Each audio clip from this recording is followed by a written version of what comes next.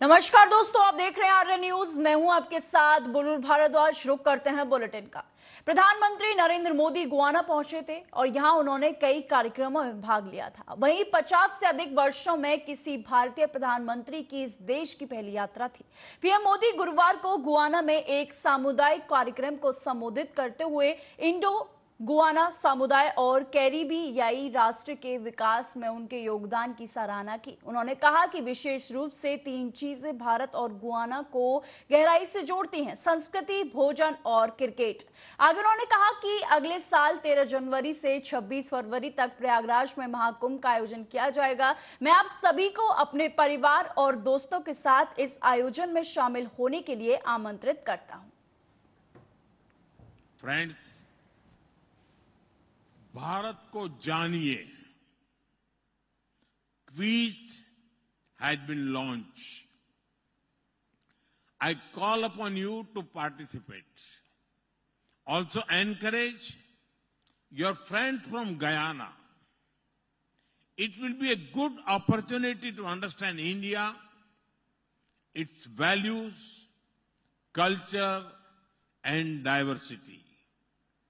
Friends, next year, from 13th January to 26th February, Mahakumbh will be held at Prayagraj. India's growth has not only been inspirational, but also inclusive. Our digital public infrastructure is empowering the poor. We opened over 500 million bank accounts for the people. We connected these bank accounts with digital identity and mobiles.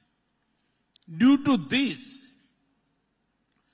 people receive assistance directly in their bank accounts. Ayushman Bharat is the world's largest free health insurance scheme. And soon we will. वहीं कल आने वाले महाराष्ट्र विधानसभा चुनाव के नतीजों पर Shiv Sena UBT नेता संजय राउत का कहना है कि नतीजे कल आएंगे। हमें यकीन है कि हमें बहुमत मिलने जा रहा है। हमारे 160 से 165 विधायक आएंगे। निर्वाचित हों, खोखा वाले उन पर दबाव डालेंगे, इसलिए हमने उनके लिए एक होटल में एक साथ रहने की व्यवस्था की है। शरद पवार, कांग्रेस और उद्धव ठाकरे की भूमिका यहां होगी। वहीं उन्होंने ईवीएम को पूर्ण बहुमत मिलेगा और हम सर्वमति से निर्णय लेंगे। आगे उन्होंने क्या कुछ कहा, जरा सुनिए। पर करने की योजना। बोलिए सत्य सनातन धर्म की, भारत माता की। उम्मीदवार जो है, एक बात यह है कि कल सुबह से नतीजे आएंगे। हमें पूरा विश्वास है कि हमें बहुमत प्राप्त होने जा रहा है।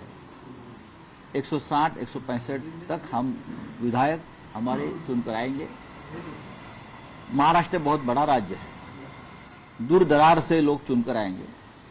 मुंबई में आने के बाद उनके लिए रहने के लिए जगह नहीं है, कहाँ रहेंगे वो, भागम भाग होगी, उनके ऊपर प्रेशर रहेगा ये लोगों का, खोखे वालों का।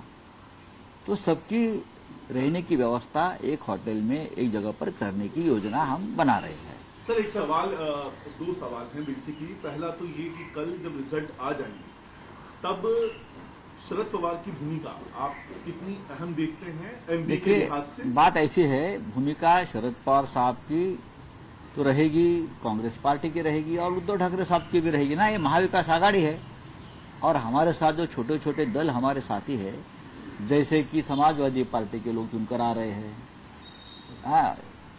कम्युनिस्ट पार्टी के लोग चुनकर आ रहे हैं, शेतकरी कामगार पक्ष है वहां एक, उनके लोग चुनकर आएंगे, कुछ इंडिपेंडेंट आएंगे। लेकिन हमारा बहुमत जो है महाविकास आघाड़ी का, वो पूरा बहुमत रहेगा। तो सब एक साथ बैठकर कल हम निर्णय लेंगे। प्रकाश अम्बेडकर की उसमें कहीं कोई जगह होगी, क्योंकि उन्होंने ट्वीट करके कह दिया है कि वो सत्ता जिसकी रहेगी उसके साथ। अच्छी बात है, अगर बीजेपी की रहेगी तो बीजेपी के साथ जाएगी, क्या ये नहीं कहा? बात रही ऐसी है, सत्ता हमारी आ रही है, हमारी सत्ता आ रही है महाराष्ट्र में, और हमें सरकार बनाने से कोई। देश दुनिया में ख्याति प्राप्त जाने माने कथावाचक और बागेश्वर धाम के पीठाधीश्वर पंडित धीरेन्द्र कृष्ण शास्त्री हिंदू एकता पदयात्रा के लिए निकल रहे हैं। आपको बता दें कि बागेश्वर बाबा के अनुसार इस यात्रा का उद्देश्य हिंदू धर्म में व्याप्त जात पात ऊंच नीच को समाप्त कर सभी हिंदुओं को एकता में जोड़ना है। वहीं 160 किलोमीटर लंबी इस यात्रा की शुरुआत बागेश्वर धाम से हो चुकी है।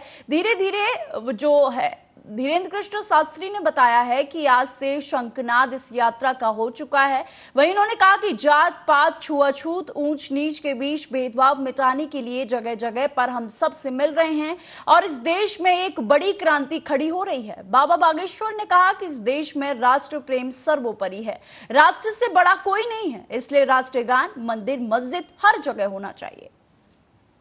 बोलिए सत्य सनातन धर्म की, भारत माता की। आपसे निवेदन है कि जहाँ कहीं संतों की यात्रा निकले और शोभा यात्रा निकले, इसको संत यात्रा शोभा यात्रा कहें, ये रैली नहीं है, ये रैली का बाप है रेला।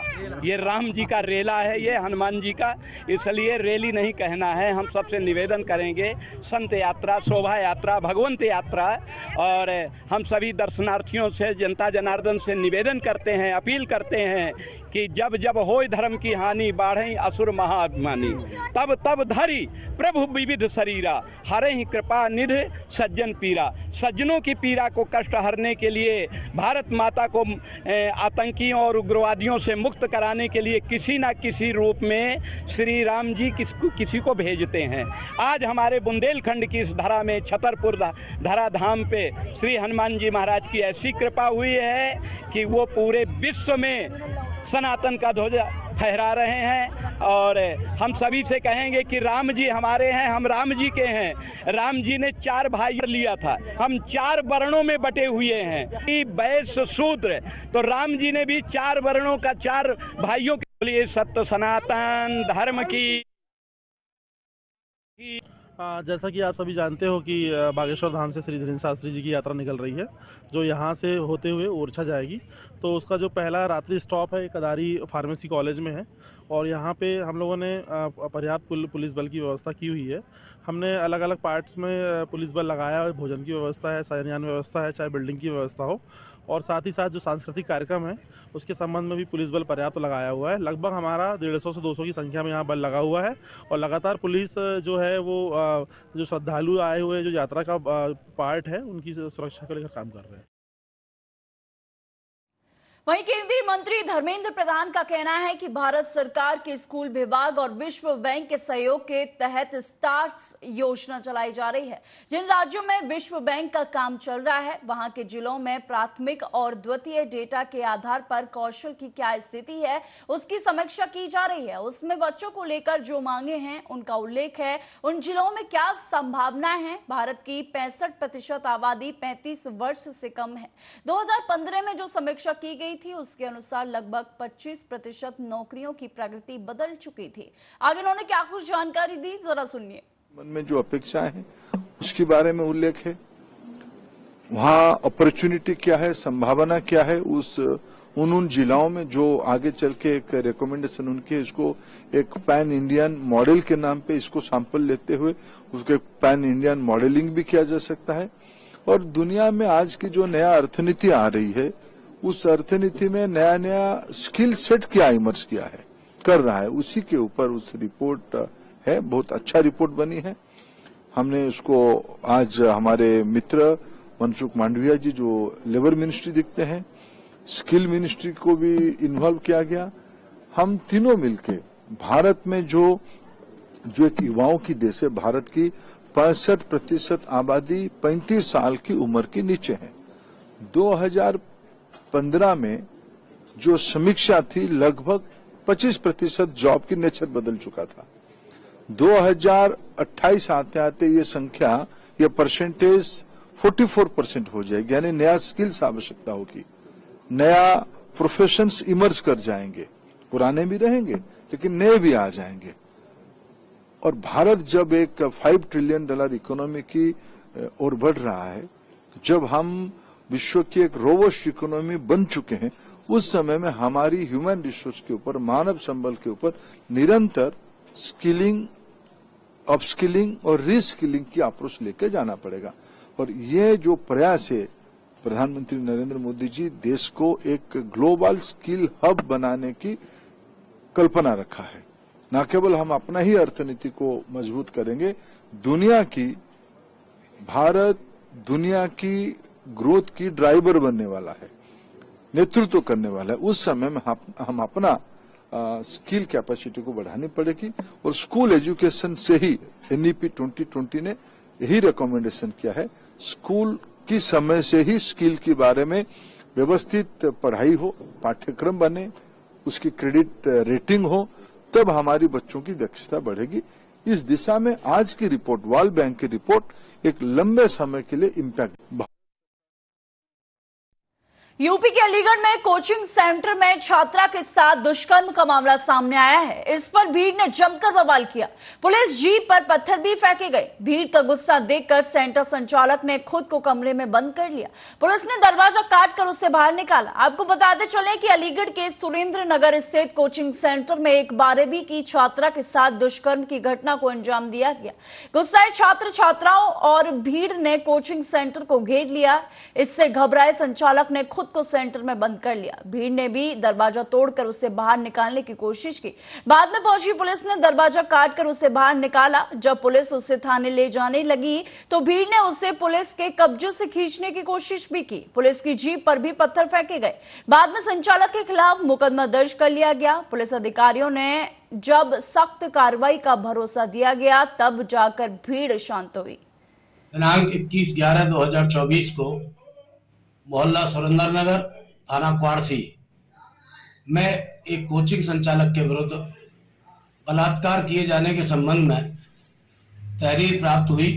तहरीर के आधार पर उचित धाराओं में अभियोग पंजीकृत किया गया। आरोपी मेरा नाम संजय चौहान है, मैं जिलाध्यक्ष हूँ भारतीय किसान भानु अलीगढ़ से। ये क्या मामला है? ये है धनंजय कोचिंग सेंटर। यहाँ पर स्टूडेंट ट्यूशन पढ़ते हैं। यहाँ पर हमारी किसान यूनियन की एक बेटी कोचिंग पढ़ती है। उसके संग धनंजय कोचिंग जो टीचर है, क्या नाम उसका, धनंजय वासणे, वो 8 महीने से उस लड़की के संग बलात्कार कर रहा है। आज उसको रंगे हाथ उसी की बीवी ने पकड़ा है। उसी की बीवी ने हम लोगों को सूचना दी है, उसी की बीवी ने पुलिस को सूचना दी है। अब वो अंदर बंद है, पुलिस प्रशासन उसको बचाने में लग रहा है, उसको अंदर से नहीं निकाल रहा है और ये कह रहे हैं कि इसे तोड़ने के लिए कोर्ट का आदेश चाहिए। अब ये बताइए, जब किसी और के यहाँ तोड़ने जाते हैं, रात को गेट तोड़ते हैं, तब या कोर्ट का आदेश लेके गेट तोड़ते हैं? इसे तोड़ने के लिए कोर्ट का आदेश, हम यहाँ से जब हटेंगे या तो वो जाएगा, या तो क्या हम अपनी बेटियों को ऐसे कोच में पढ़ाएं, जिंदगी बर्बाद कराएं? योगी महाराज जी कहते हैं बेटी बचाओ बेटी पढ़ाओ, ऐसे बेटी बचाएं ऐसे बेटी पढ़ाएं। तो घटना जो हुई है ये लड़की के साथ आप बता रहे हैं, तो किस जगह की है? ये इसी जगह के कोचिंग सेंटर के अंदर, कोचिंग सेंटर के अंदर। लड़की कितनी बड़ी है? लड़की है 11th में, 17 साल की है।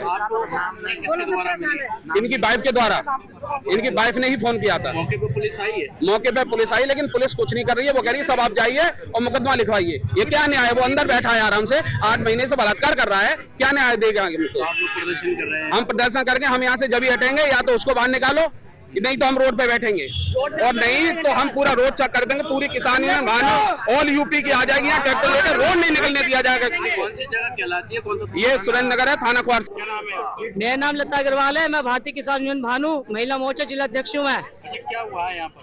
यहाँ पे ये हुआ था कि हमारे यहाँ बच्चे बेटियां पढ़ने के लिए आती हैं, कोचिंग आती है, करीब लगभग 8 महीने से शुरू स्टार्टिंग से आती हैं। क्या नाम है कोचिंग सेंटर का? ये इसका कोचिंग सेंटर का नाम है धनंजय जो है वासने। क्लासेस? तो इसमें बच्चे हमारी जो है यहाँ पढ़ने के लिए आती है कोचिंग जो है, तो उनमें से एक बच्ची के साथ में